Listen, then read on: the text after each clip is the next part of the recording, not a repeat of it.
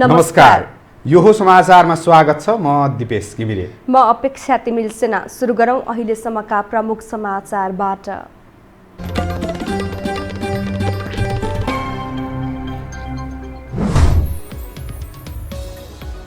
नेपालमा आज कोरोनाले 6 जनाको मृत्यु, 1313 संक्रमित थपिए, 1455 जना डिस्चार्ज।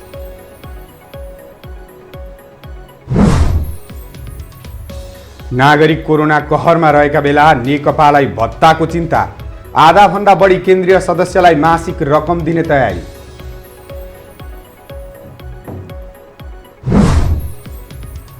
आफ्ना माग पूरा गर्न प्रधानमन्त्रीलाई डाक्टर केसीको ध्यान आकर्षण, सत्याग्रहीको जीवन रक्षा गर्न मानव अधिकार आयोगको आग्रह।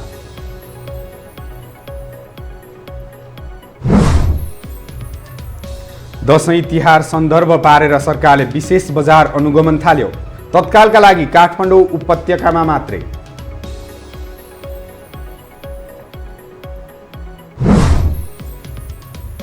र आइपिएल टी20 क्रिकेटमा आज दिल्ली क्यापिटल्स र चेन्नई सुपर किङ्स भिड्दै, दुवै दोस्रो जितको खोजीमा।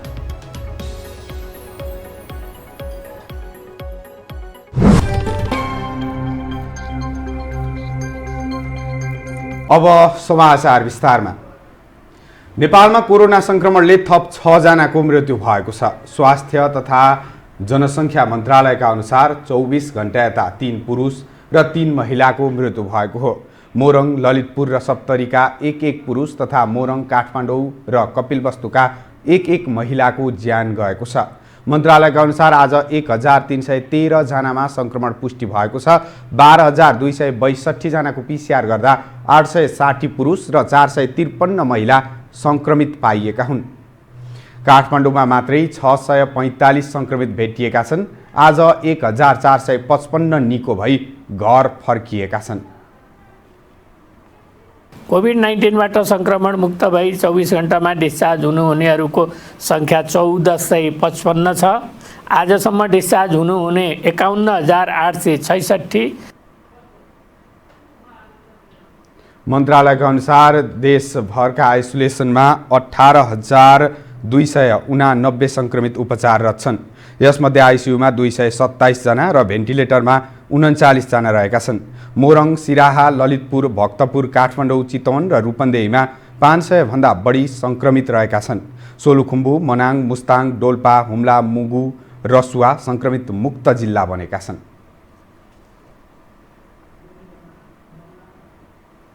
सांसदहरूले कोरोना संक्रमणको मारबीच सञ्चार समन्वय अभाव र विभेदका कारण सामाजिक द्वन्द्व सृजना हुन सक्नेतर्फ सचेत हुन आग्रह गरेका छन्। उनीहरूले विज्ञ पिच्छेका फरक बोलीले सर्वसाधारण अन्योलमा परेको भन्दै एक पक्ष रूपमा र के कुरा हो भन्ने विषयवस्तुमा ध्यानाकर्षण गराएका बताइएको छ। एक रिपोर्ट। संसदको महिला तथा सामाजिक समितिमा शुक्रबार भएको छलफलमा सांसद बिन्दा पाण्डेले कोरोना संक्रमणबाट जोगिने विषयमा विज्ञहरूको मत बाजिएको तर्क गरिन्। उनले आम नागरिक दोधारमा पर्ने गरी धारणा सार्वजनिक नगर्न आग्रह गरिन्। हैन, सारा जुन गर्छ त्यो खालको सहयोग चाहिँ त्यतिखेर जो प्रभावित छ त्यो मान्छेलाई गर्नुपर्छ भन्ने हिसाबले हामीले यसलाई लैजान सकेको थियो भनेदेखि यति धेरै यो चाहिँ एकदमै के नभयो भन्ने खालको अलि हुँदैन थियो कि। सांसद विद्या भट्टराईले कोरोना संक्रमणका कारण सीमान्तकृत, विपन्न र राज्यको पहुँचबाट टाढा रहेका नागरिक बढी प्रभावित भएको धारणा राखिन्। प्रभावित क्षेत्रलाई राज्यको मूलधारमा ल्याउन नसके सामाजिक द्वन्द्व सिर्जना हुने खतरा रहेको उनको भनाइ छ।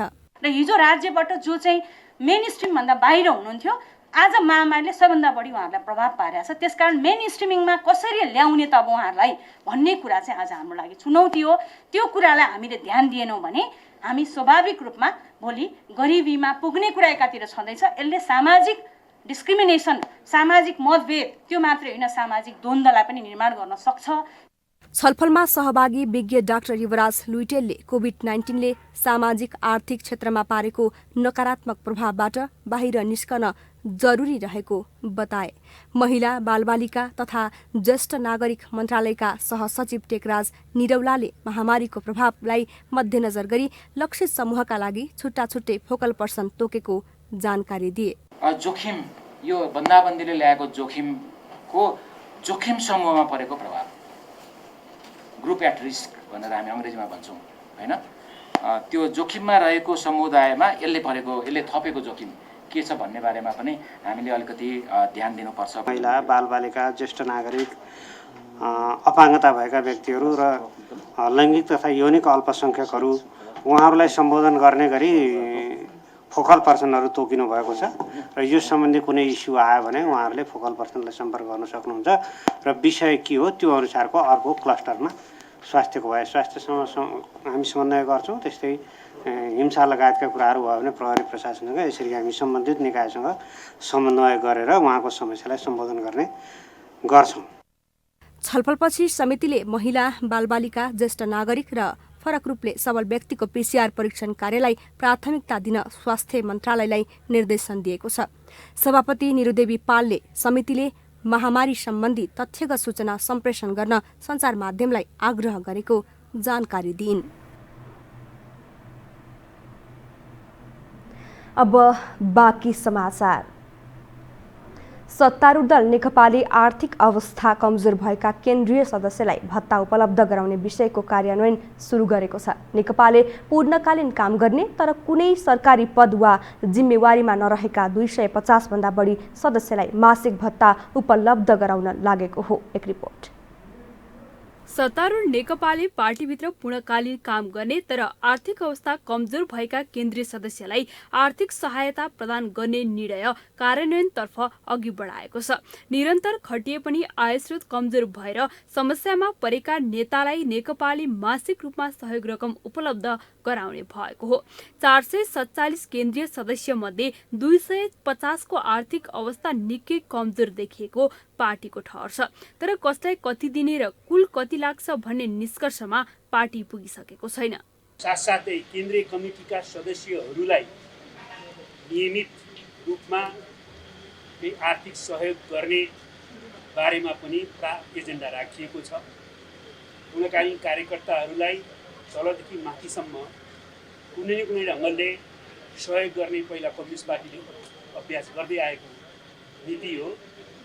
प्रदेश वा जिल्ला वा त्योभन्दा तलको हकमा सम्बन्धित कमिटीहरूले नै छलफल गर्ने भएको कारणले सचिवालयले केन्द्रीय कमिटीका सदस्यको हकमा के गर्ने भन्ने बारेमा पनि छलफल गर्ने कार्यसूची तय गरेको छ। प्रवक्ता श्रेष्ठले यसो भनिरहँदा एक सदस्यलाई कम्तीमा पनि 25,000 दिने गरी निर्णय कार्यान्वयन गराउने तयारी भइरहेको बुझिएको छ। 250 बढी केन्द्रीय सदस्यलाई दिने आर्थिक सहायताको स्रोत पार्टीको लेबी बाहेक अरू केही नरहेको नेता बताउँछ। यो लेबी नै हो, अरू ठाउँबाट त्यस्तो कुनै डोनेसन त्यस्तो होइन। हाम्रो अब 9 लाख जति सङ्ख्यामा सङ्गठित सदस्यहरू हुनुहुन्छ। अब त्यो सङ्गठित सदस्यहरूले महिनाको 25 रुपियाँ तिर्नुपर्छ। उसले वर्षमा रिन्यू गर्दाखेरि महिनाको 25 रुपियाँको दरले सङ्गठित सदस्य रिन्यू गर्नुपर्छ। उसले त्यति पैसा तिरेर रिन्यू गर्नुपर्छ। अनि हाम्रो मुख्य आम्दानी त त्यही हो। पूर्णकालीन कार्यकर्तालाई पहिलादेखि नै सहयोग उपलब्ध गराउने विषयले चर्चा पाए पनि नेकपाले अहिले कार्यान्वयन गराउने तयारी थालेको हो। पार्टीका नेतालाई भत्ता उपलब्ध गराउन जोडतोडले लागेको नेकपा सङ्कटमा परेका नागरिकको समस्यामा मौन रहेको भन्दै आलोचना चुलिएको छ। प्रमुख प्रतिपक्ष दल नेपाली कांग्रेस नेतृत्व महाधिवेशनको अर्को मिति तय गर्न तत्पर देखिएको छ। विभिन्न बहानामा महाधिवेशन छल्दै आएको कांग्रेस नेतृत्व फेरि पनि महाधिवेशन टार्ने तयारीमा देखिएको हो। एक रिपोर्ट। नेपाली कांग्रेसको 14औं महाधिवेशनको मिति पुनः सर्ने निश्चित भएको छ। सभापति शेरबहादुर देउवाले छिट्टै केन्द्रीय समितिको बैठक बोलाएर महाधिवेशनको नयाँ मिति तोक्ने तयारी थालेका हुन्। कोरोनाको जोखिम र संक्रमणका कारण तोकिएकै मितिमा सम्भावना नदेखिएको तर्क गर्दै महाधिवेशनको मिति सार्ने तयारी भएको हो। कांग्रेसको महाधिवेशन 4 वर्षमा हुन्छ, 1 वर्ष थपिन्छ र अर्को 6 महिना थपिने पनि प्रावधान छ। यसले महाधिवेशनलाई केही असर गर्दैन। विधान भनेको बाइबल र गीता होइन, समयअनुसार परिवर्तित पनि गर्नुपर्छ। कोभिडको प्रभावका कारणले हाम्रो अधिवेशन तलमाथि हुन सक्ने सम्भावना अझै पनि छ र फेरि कस्तो छ भने हाम्रो शेड्युल पुसमा चाहिँ जिल्ला अधिवेशन गर्नुपर्ने छ। पुसमा डोल्पाको अथवा मुगुको अथवा भनौँ न ताप्लेजुङको अथवा तराईकै कतिपय जिल्लामा शीतलहर परिरहेको हुन्छ। त्यसैले त्यो बेलामा जिल्ला अधिवेशन सम्पन्न नहुन पनि सक्छ।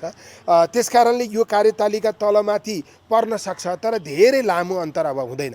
यदि फागुन 7 गते अधिवेशन हुन सकेन भने चैतमा पुग्ला, तर जेठभन्दा उता पुग्ने कुनै सम्भावना छैन।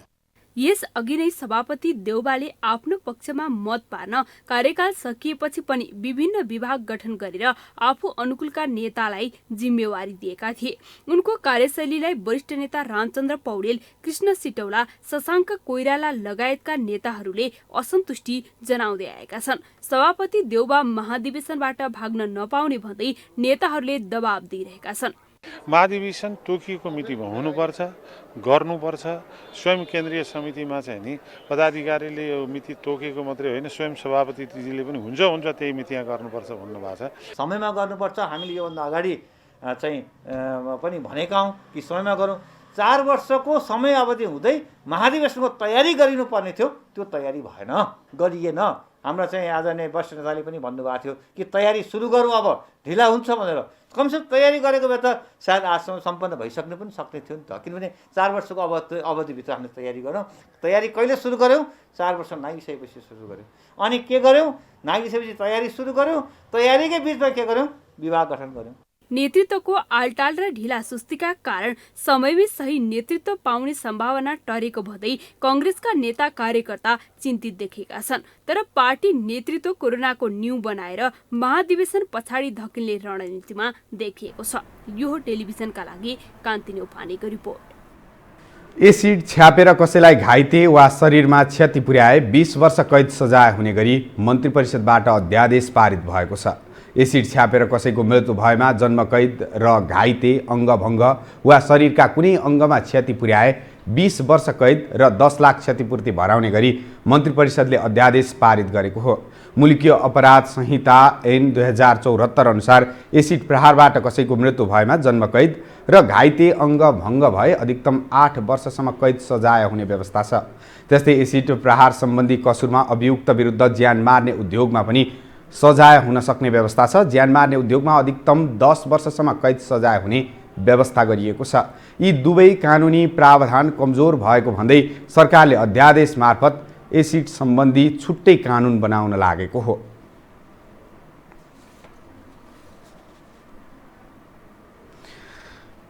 सत्याग्रही डाक्टर गोविन्द केसीले आफ्नो माग पूरा गर्न प्रधानमन्त्री केपी शर्मा ओलीलाई आग्रह गर्नुभएको छ। अनसन स्थल त्रिभुवन विश्वविद्यालय शिक्षण अस्पतालमा शुक्रबार भिडियो सन्देश मार्फत डाक्टर केसीले पहिले भएका सम्झौता कार्यान्वयन गरिदिन माग गर्नुभएको हो। माग सम्बोधन नभए सत्याग्रह जारी रहने उहाँको भनाइ छ।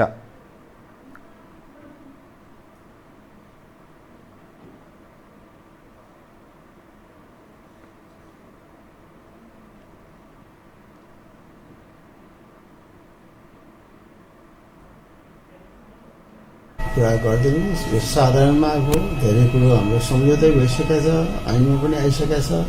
यो माग पुरा गरिदिनुहोस्।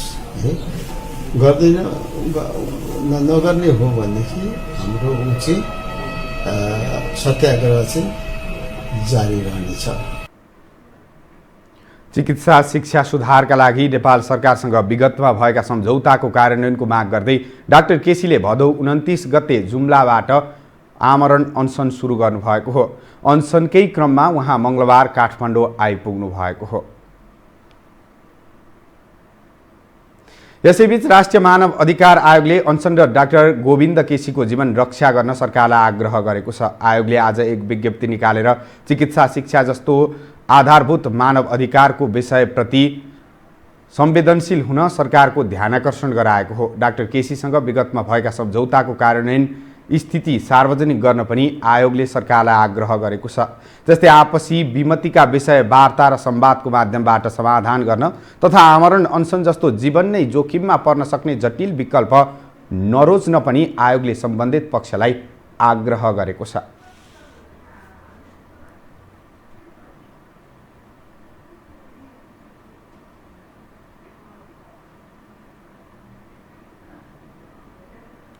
अब बाँकी समाचार। विश्व रामसार सूचीमा सूचीकृत कैलालीको घोडाघोडी ताल क्षेत्रमा पछिल्लो समय पर्यटन प्रवर्धन हुन थालेको छ। घोडाघोडी नगरपालिकाले पर्यटन बोर्ड नै गठन गरी काम गर्न थालेपछि वार्षिक रूपमा 80,000 बढी पर्यटक घोडाघोडी भित्रिरहेका छन्। एक रिपोर्ट। विश्व रामसार सूचीमा सूचीकृत नेपालको तालमध्ये कैलालीको घोडाघोडी ताल धार्मिक र पर्यटकीय सुन्दर स्थल हो। करिब 4 मिटर औसत गहिराई भएको घोडाघोडी तालको क्षेत्रफल 138 हेक्टर रहेको छ। तालको आसपासमा रहेका अन्य 13वटा ताल समेत गरेर घोडाघोडी सिमसार क्षेत्र बनेको हो। पूर्व पश्चिम राजमार्ग भएर कैलाली पुग्ने मध्ये घोडाघोडी नपुग्ने बिरलै हुन्छन्। भोलिको दिनहरूभन्दा आजको दिनहरूमा चाहिँ धेरै चिजहरूमा विकास गरिएको छ। यहाँ केही नभए पनि अब बाटोघाटो अनि यतातिर यो बोटिङको सुविधाहरू लगायत बस्ने स्थलहरू अनि यताउता सबै चिजहरूको त्यो लगभग संरक्षण पनि गरिएको छ। यस्तै जताभावी नहुन दिँदैनन्। अब यो गोहीको समस्या पनि हुँदैन। लगभग धेरै पक्षहरूले राम्रो छ। ताल छेउमै धार्मिक क्षेत्र पनि जोडिएको छ। घोडाघोडी ताल र मन्दिरको अवलोकन दर्शन गर्नका लागि ठूलो संख्यामा पर्यटक आउने गरेको संरक्षणकर्मी दीपक शाह बताउँछन्। कमसेकम घोडाघोडी कस्तो छ भनेर हेरेर जान्थे, आउँथे। हामीले लगभग यो डाटा पनि बनाएका थियौँ। 80-85,000 वर्षमा हाम्रा विदेशी पाहुनाहरू त 1,200, 500-700 यस्तै आए। जम्मा सबै हाम्रा पाहुनाहरू 80-85,000 जति आएको हामीसँग आँकडा छ। घोडाघोडी ताल नजिक सुखड गाउँमा आधुनिक होटलहरू सञ्चालनमा छन्। गाउँको परिवेशमा होमस्टे बस्न चाहने पर्यटकहरूका लागि मागी गाउँमा होमस्टे सञ्चालनमा छ। घोडाघोडी नगरपालिकाले यसको संरक्षण सम्वर्धनका लागि घोडाघोडी पर्यटन बोर्ड गठन गरेर काम गरिरहेको छ। त्यसो भएर यसलाई बर्ड स्याङ्चुरी बनाउने, त्यसपछि संरक्षण गर्ने, पानी पालिराख्ने अनि वरिपरि ट्रेकिङ बनाउने यी विविध कार्यक्रमहरू हामीसँग छन्। अहिले भर्खरै मात्रै हामीले गर्न खोजिरहेको चाहिँ त्यो वाटर गेट अलि जीर्ण भएको छ। पुरानो वाटर गेट छ हाम्रो, त्यो निकास गेट। त्यो गेट नहुने भएको हुनाले त्यो गेट बनाउने, त्यसपछि त्यसलाई अलिकति सुन्दर तरिकाले व्यवस्थापन गर्ने। घोडाघोडीमा दुर्लभ वनस्पति र चराहरूका प्रजाति संरक्षित क्षेत्रका रूपमा रहेका छन्। त्यस्तै रोइथाने प्रजातिका दर्जनौं माछाहरू, दुर्लभ रातो टाउके कछुवा र दुर्लभ गोहीको प्रजनन स्थल बनेको छ। घोडाघोडीमा 31 प्रजातिका माछा, 148 प्रजातिका चराहरू, 32 प्रजातिका पुतली, 11 प्रजातिका गोही, 7 प्रजातिका घस्रने जन्तु, 450 भन्दा बढी प्रजातिका वनस्पति रहेका छन्। सदरमुकाम धनगढीदेखि 1 घण्टा र नेपालगञ्जदेखि 3 घण्टामा घोडाघोडी पुग्न सकिन्छ। सरकारले दशैं लगायतका चाडपर्व नजिकिएसँगै बजार अनुगमनलाई प्राथमिकताका साथ अगाडि बढाएको छ। वाणिज्य आपूर्ति तथा उपभोक्ता संरक्षण विभागले चाडपर्व लक्षित 10वटा टोलीले विशेष बजार अनुगमन सुरु गरेका हुन्। विभागका टोलीले खाद्यान्न, इन्धन, लत्ता कपडा, माछा मासु, तरकारी, फलफूल लगायतका थोक तथा खुद्रा पसलमा अनुगमन गर्नेछन्। विभागका प्रवक्ता रविन्द्र आचार्यले काठमाडौँको कलङ्की, बालाजु, बुढानीलकण्ठ, महाराजगञ्ज, चाबहिल, कोटेश्वरका साथै भक्तपुर र ललितपुरमा समेत क्षेत्र तोकेर टोली परिचालन गरेको बताउनुभयो। त्यसले गर्दा हामीले चाहिँ रणनैतिक रूपबाट बजारमा हाम्रो उपस्थिति बढाएका छौँ। साबिकको टोलीलाई डबल गरेर हाम्रो करिब 10वटा टोली र कहिलेकाहीँ त्योभन्दा बढी हुन्छ। एउटा दुईवटा टोलीले विभागमा काम गर्नुपर्दा कहिलेकाहीँ घटी पनि हुन्छ। र हामीले भूगोल तोकेर खास गरेर चाहिँ काठमाडौँको कलङ्की एरिया, बालाजु एरिया, तपाईँको Budhanilkantha area, Maharajgunj area, Chabahil area, त्यसपछि कोटेश्वर एरिया, भक्तपुर, ललितपुर, यसरी हामीले विभिन्न क्षेत्र तोकेर हाम्रो टोली परिचालित गरेका छौँ। प्रवक्ता आचार्यले बढी मूल्य लिने, मूल्य सूची नराख्ने, गुणस्तरीय वस्तु बिक्री वितरण नगरी उपभोक्ता ठग्ने व्यापारीलाई कारबाहीको दायरामा ल्याउने बताउनु भएको छ। अब पालो आर्थिक समाचारको।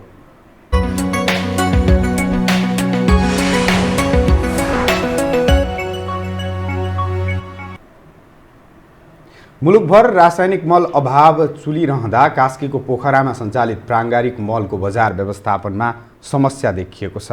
गत वर्ष 1 वर्षदेखि कुइने फोहोरबाट बायोग्यास र प्राङ्गारिक मल उत्पादन गरिरहेको पोखरा महानगरपालिका 32मा सञ्चालित गण्डकी ऊर्जा प्रणालीले बजार अभाव समस्या भोगेको हो। कम्पनीले निरन्तर खेर गएको फोहोरलाई प्रयोग गरी अर्गानिक मल उत्पादन गर्दै आइरहेको छ।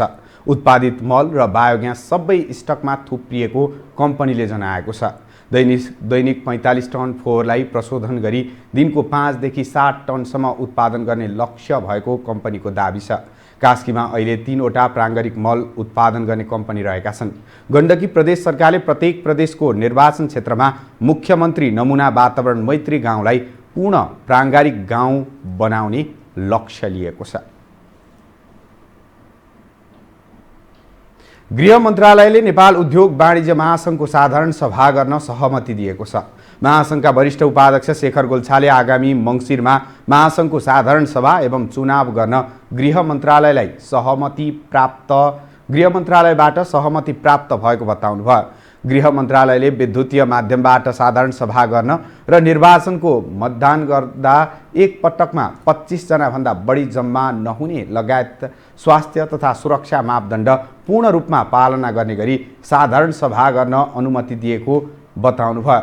यससँगै महासङ्घको चुनाव मङ्सिर दोस्रो साता हुने भएको छ।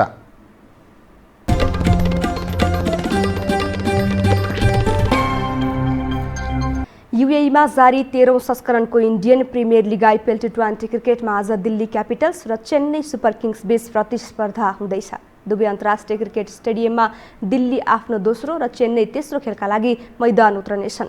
खेल नेपाली समयअनुसार केही बेरमा सुरु हुनेछ। सुरेश आयरको कप्तानीमा मैदान उत्रिने दिल्ली लगातार दोस्रो जित निकाल्ने लक्ष्यसहित मैदान उत्रनेछन्। पहिलो खेलमा दिल्लीले किङ्स 11 पन्जाबलाई सुपर ओभरमा पराजित गरेको थियो। यता महेन्द्र सिंह धोनीको कप्तानीमा मैदान उत्रने चेन्नई पनि दोस्रो जित निकाल्ने लक्ष्यमा हुनेछ।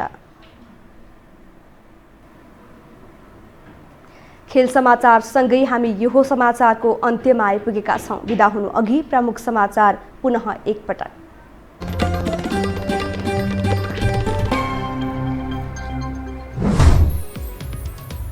नेपालमा आज कोरोनाले 6 जनाको मृत्यु, 1313 संक्रमित थपिए, 1455 जना डिस्चार्ज।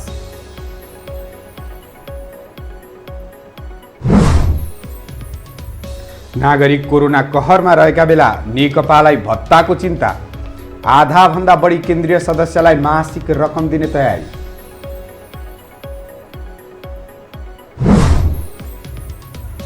आफ्ना माग पूरा गर्न प्रधानमन्त्रीलाई डाक्टर केसीको ध्यानाकर्षण, सत्याग्रहीको जीवन रक्षा गर्न मानव अधिकार आयोगको आग्रह।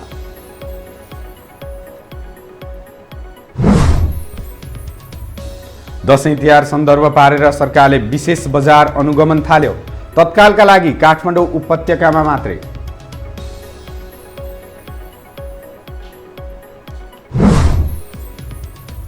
र आइपिएल टी20 क्रिकेटमा आज दिल्ली क्यापिटल्स र चेन्नई सुपर किङ्स भिड्दै, दुवै दोस्रो जितको खोजीमा।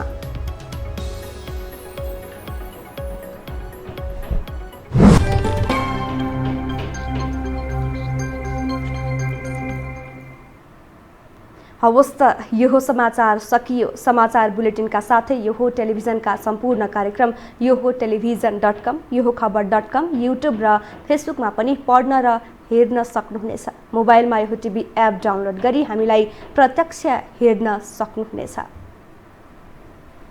तथ्यसहितको निष्पक्ष समाचारका लागि यो टेलिभिजन हेर्दै गर्नुहोला। नमस्कार।